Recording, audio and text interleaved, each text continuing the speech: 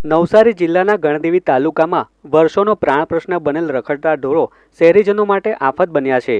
આ સાથે જ બિલીમોરા શહેરમાં પણ રખડતા ઢોરનો આતંક વધી રહ્યો છે। તાજેતરમાં જ રખડતા ઢોરોએ છેલ્લા 3 દિવસમાં 3 લોકોને અડફેટે લીધા છે, જેમાં એક 85 વર્ષના વૃદ્ધનો પણ સમાવેશ થાય છે। બિલીમોરા શહેરના ગણેશ એપાર્ટમેન્ટ પાસેથી વહેલી સવારે મસ્જિદમાં નમાઝ પડવા માટે જઈ રહેલા વૃદ્ધને રખડતા ઢોરોએ અડફેટે લીધા હતા। તેના કારણે વૃદ્ધને ફ્રેક્ચર થયું છે અને હાલ તેમને સારવાર અર્થે બિલીમોરાની ખાનગી હોસ્પિટલમાં ખસેડવામાં આવ્યા છે।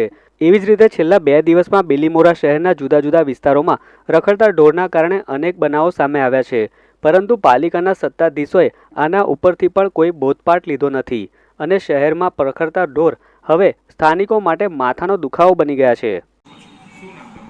મારું નામ મહેબૂબ મિયા ઉસ્માનિયા મલેક, રિટાયર એએસઆઈ છું, રહેવાનું બિલીમોરા ગણેશ કૃપા એપાર્ટમેન્ટ।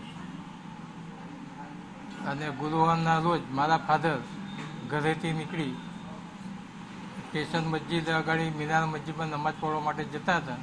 તે દરમિયાન મીનાર મસ્જિદ આગળ લગભગ 15 થી 20 ઢોરો એકદમ આવી જતા એમને અડફેટે લેતા એમના ડાબા પગમાં ફ્રેક્ચર થયેલ છે અને તે જ દિવસે એ લોકોને ત્યાં નજીકમાં દુકાન ધરાવતા તેમજ એક રિક્ષાવાળા ભાઈ એમને બેસાડી અને તે વખતે હું બી ત્યાં આગળ આવી અને મારા ફાધરને ગુપ્તા હોસ્પિટલમાં દાખલ કરેલ છે અને એમના ડાબા પગે ફ્રેક્ચર થયેલ છે અને તે જ દિવસે સાંજના ટાઈમે એક બેનને બી પણ હાથમાં ફ્રેક્ચર કરેલ છે। એ બેન બી અહીંયા ગુપ્તા હોસ્પિટલમાં દાખલ થયેલ છે।